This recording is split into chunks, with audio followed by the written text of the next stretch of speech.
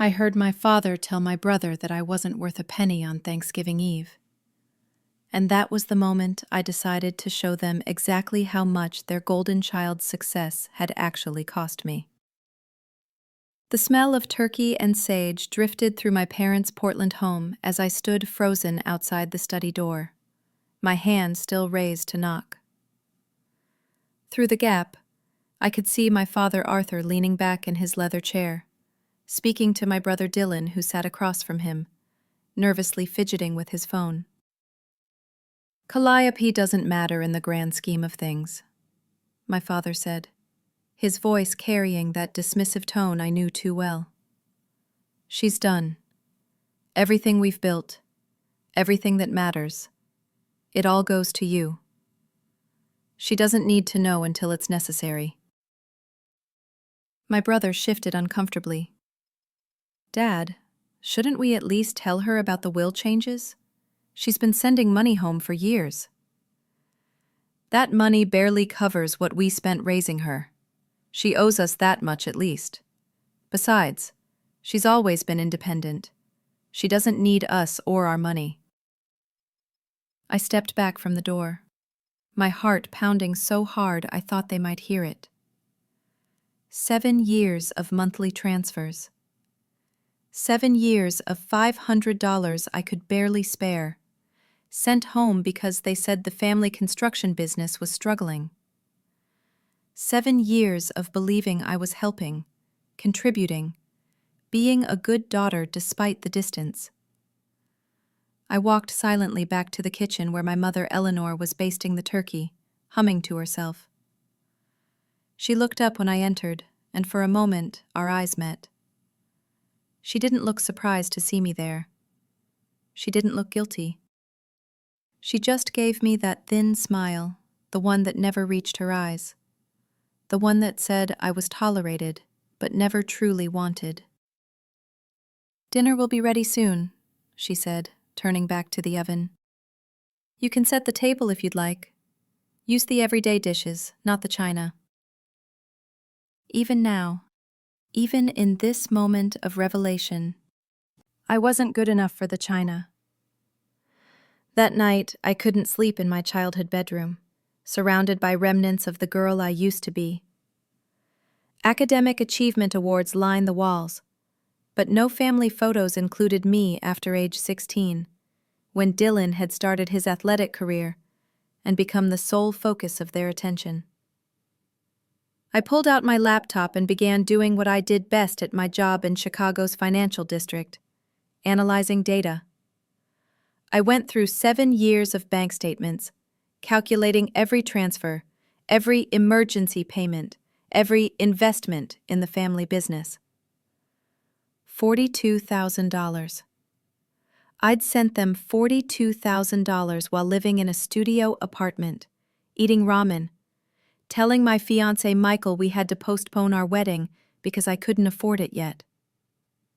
But the real shock came when I dug deeper. The family business wasn't struggling at all. In fact, it had been thriving for the past 5 years. They'd landed major contracts with the city, expanded operations, and Dylan had been drawing a 6-figure salary as creative director, despite having no construction experience. His failed startup, the one they'd told me about last year, the one they'd been so proud of him for attempting, funded with $8,000 from my grandmother Evelyn's inheritance that was supposed to be mine. I remembered sitting at Grandma Evelyn's kitchen table when I was 12, learning about compound interest and municipal bonds, while she carefully explained how financial independence meant freedom. Dylan had called these lessons boring and gone to play video games. But Grandma had seen me, really seen me, and left me $15,000 for my education when she passed. $15,000 I'd never received because my parents had invested it for my future. The next morning, Thanksgiving Day, I came downstairs to find them already at the breakfast table, discussing Dylan's latest project over coffee and Eleanor's homemade pastries. They barely looked up when I entered. "Morning," I said, pouring myself coffee with hands that didn't shake despite the rage burning in my chest. "We were just discussing Dylan's expansion plans," Arthur said, not bothering with a greeting. "He's going to need significant capital investment. We're thinking of taking out a loan against the business." "Using what as collateral?" I asked casually. Eleanor waved her hand dismissively. "Oh, you wouldn't understand the complexities, dear. Business isn't really your thing." "My thing is financial analysis for Fortune 500 companies," I reminded them. "I literally evaluate business loans for a living." That thin smile again from Eleanor. "Yes, but family business is different. It's about more than numbers." Dylan at least had the grace to look uncomfortable. "Maybe Calliope could look at the proposals, Mom. She might have insights." "We don't need insights," Arthur said firmly. "We need family members who contribute." The words hung in the air like a challenge. I set down my coffee cup carefully. "Speaking of contributions," I said, pulling out my phone, "I've been meaning to discuss the monthly transfers I've been making. $500 a month for 7 years. That's $42,000. "Nobody asked you to keep track," Eleanor said, her voice sharp. "Family doesn't keep score." "Apparently family does keep score," I replied. "I heard Dad last night, through the study door. Every word about how I'm done, how I don't matter, how everything goes to Dylan." The silence was deafening. Dylan's face had gone pale. Arthur's jaw clenched. Eleanor's thin smile finally disappeared. "You were eavesdropping," Arthur said, as if that was the real transgression here.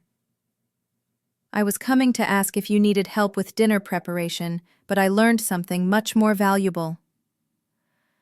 I pulled out a folder I'd prepared in the early morning hours, like how the struggling family business has actually been profitable for 5 years. Like how my grandmother's inheritance, specifically left to me, was used to fund Dylan's failed startup. Like how you've been using my social security number to co-sign business loans without my knowledge. I spread the documents across the table. Bank statements, business filings, loan documents with my forged signature. Everything I'd found in my late-night investigation, printed and highlighted with the precision of someone who analyzed fraud for a living. Dylan picked up one of the papers with shaking hands. "You used Calliope's inheritance? You told me that money came from a business account." "She didn't need it," Eleanor said defensively. "She had her scholarships, her job. Dylan, you had potential that needed nurturing." "Potential that cost $42,000 of my money, plus $8,000 of my inheritance, plus whatever damage you've done to my credit with these fraudulent loans," I said, my voice steady despite the fury building inside me. "It's family money," Arthur insisted. "We invested it where it would do the most good." "You invested stolen money in your favorite child while telling me I needed to contribute more." I stood up. "Well, here's my contribution to the family. I'm done. No more monthly transfers, no more emergency funds, no more co-signing loans I didn't know existed. And if you don't pay back every penny of my inheritance plus interest within 30 days, I'll be filing fraud charges with both the Portland Police and the FBI." "You wouldn't dare," Eleanor gasped. "I'm a financial analyst who specializes in fraud detection. Try me."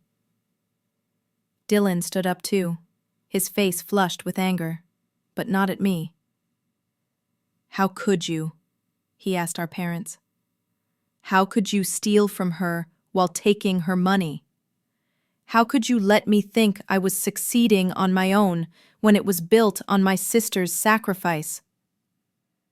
Don't be dramatic, Arthur said, but his voice lacked its usual authority. Dramatic? Dylan laughed bitterly. You've been bleeding her dry while telling her she's worthless. You used her inheritance for my business that failed. You committed fraud using her identity, and you were planning to cut her out of your will entirely while still taking her money. That's not dramatic, Dad. That's criminal. I looked at my brother, really looked at him for the first time in years. He wasn't the golden child anymore. He was just another person our parents had manipulated, letting him believe in a success that was built on lies and theft. I'm leaving, I announced, heading for the stairs to pack my things. Michael and I will have Thanksgiving in Chicago, where family means something different than this. Eleanor tried one last manipulation. If you leave now, you're out of this family forever. I paused at the doorway and looked back at them. I was never really in this family. I was just funding it. Upstairs, I packed quickly, efficiently, taking only what was mine. Before I left, I stopped at my grandmother's old room, now a guest room, stripped of her personality. From my wallet, I pulled out the small brass key she'd given me when I was 16. She'd said it was to her heart, a silly sentiment I'd treasured. Now I understood it differently. It was a key to understanding my worth wasn't determined by what I could provide to others. I had the key engraved at a shop near the Portland airport while waiting for my flight. One word: boundaries. The flight to Chicago gave me time to think and plan. I called my company's legal department, explaining the identity theft and fraud. They immediately sprang into action, not just to protect me, but to protect the company from any liability. I froze my credit, filed police reports, and began the process of reclaiming my financial identity.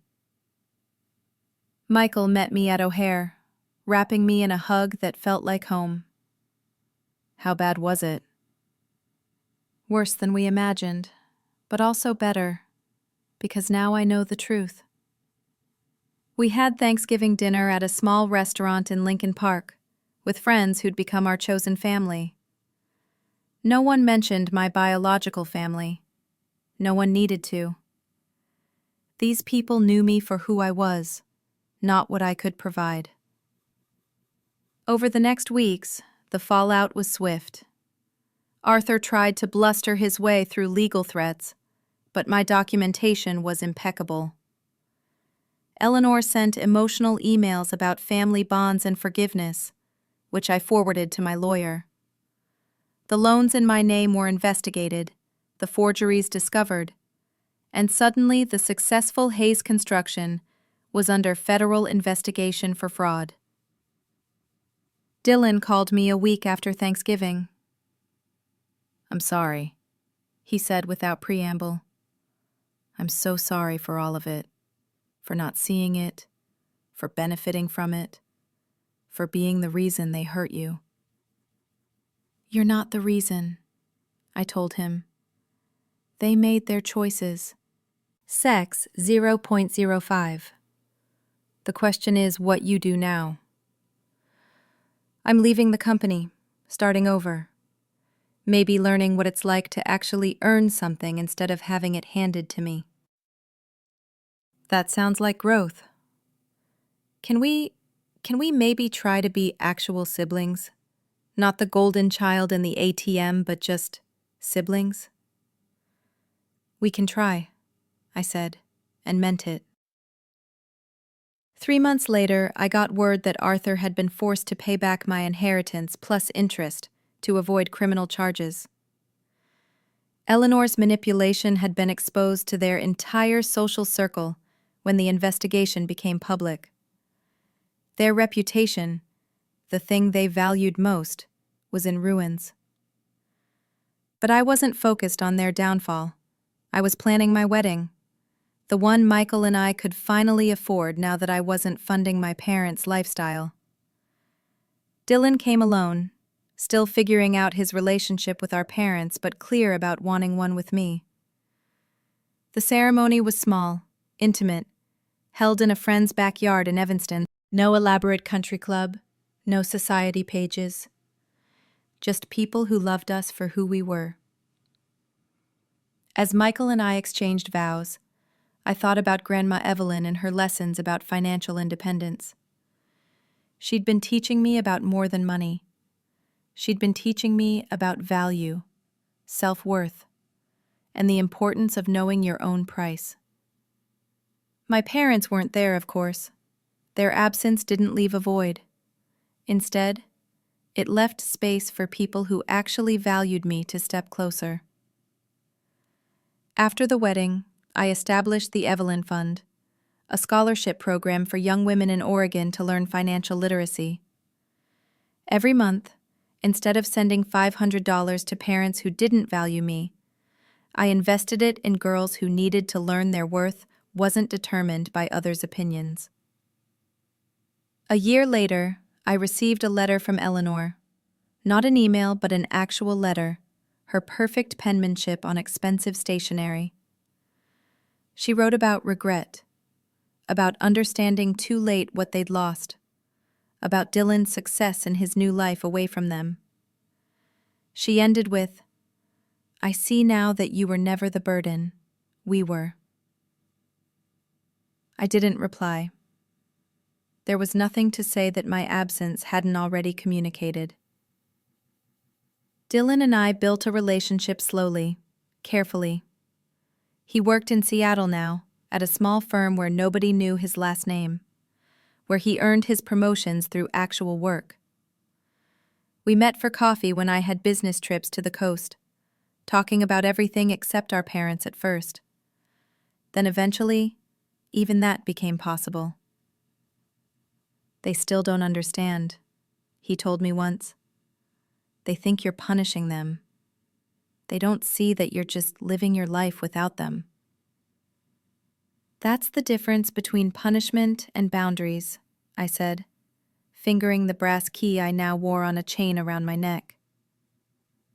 Punishment requires engagement. Boundaries just require clarity. 5 years after that Thanksgiving, I was made partner at my firm, the youngest in the company's history. The announcement included a brief bio that mentioned my work in fraud detection and prevention, my establishment of the Evelyn Fund, and my advocacy for financial literacy. It didn't mention my parents or where I came from. That history had been rewritten by my choices. Michael and I had 2 children by then, daughters we were raising to understand their inherent worth.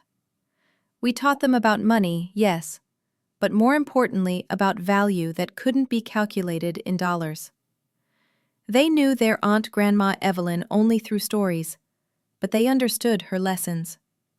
They knew Uncle Dylan, who brought them gifts that he'd saved for, small things that meant more because of the thought behind them.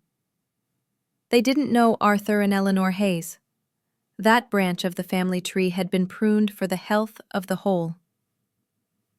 One day, my eldest daughter, then 6, asked me why some grandparents lived far away and never visited. I thought carefully about my answer. "Sometimes," I told her, "people who should love you don't know how. And when that happens, you have to love yourself enough for all of them." "That sounds hard," she said with 6-year-old solemnity. "It is at first, but then it becomes freedom." She nodded like she understood, though I knew she couldn't yet, not fully. But someday, if she ever needed to, she'd remember this conversation. She'd remember that her worth wasn't negotiable, that family was about more than blood, and that sometimes the most loving thing you could do was walk away. That brass key still hangs around my neck, boundaries engraved in small, clear letters. It doesn't open any physical door, but it unlocked everything that mattered: self-respect, genuine relationships, and a life built on truth rather than obligation. The monthly transfers I used to send to Portland now go into my daughter's college funds. The emotional energy I used to spend seeking approval I now invest in relationships that nurture growth. The space my parents' absence created has been filled with chosen family, who see me not as a resource to be drained, but as a person to be cherished. Sometimes I think about that Thanksgiving, standing in my childhood home hearing my father say I was worthless. It should have broken me. Instead, it freed me. It showed me that I'd been pouring myself into a vessel that could never be filled, trying to earn love that wasn't available for purchase. Arthur's construction company eventually recovered from the scandal, though diminished. They still operate in Portland, still maintain their society presence, though tarnished. I know this only through Dylan, who maintains minimal contact out of his own complicated sense of obligation. "They ask about you," he told me during our last coffee meeting. "I'm sure they do." "Don't you want to know what they say?" "No," I said simply. What they say about me stopped mattering the moment I realized my worth wasn't determined by their words. He nodded, understanding in a way that had taken us both years to achieve. The truth is, I won. Not because they suffered consequences, though they did. Not because I got my money back, though I did. I won because I learned that the price of their love was too high, that some banks aren't worth the investment, and that the best return comes from investing in yourself. Every Thanksgiving now, Michael and I host dinner in our Chicago home. The table is set with china we picked out together, nothing inherited, nothing with strings attached. We fill our home with friends, chosen family, and Dylan when he can make it. We give thanks for abundance that has nothing to do with money and everything to do with knowing your worth. And every year, as I watch my daughters play with their cousins, children of friends who've become siblings by choice, I think about Grandma Evelyn. She knew what she was doing when she tried to leave me that money. It wasn't about the $15,000. It was about the lesson that came with it. That independence isn't just financial. It's emotional, psychological, spiritual. She wanted me to be free. It just took me longer than expected to understand what freedom looked like. It looked like walking away from people who saw me as an ATM. It looked like building relationships with people who valued me for my heart, not my bank account. It looked like teaching my daughters that their worth was inherent, not earned through sacrifice or service. The last time I spoke to Eleanor was at Dylan's wedding 2 years ago. She approached me during the reception, older, smaller somehow, diminished by the weight of consequences she'd never expected to face. "You look happy," she said, an observation that seemed to surprise her. "I am. Without us. Because of without you," I corrected, gently but firmly. She started to say something else, probably another manipulation disguised as an apology, but I held up my hand. "Eleanor, I'm here for Dylan. Please don't make this about us."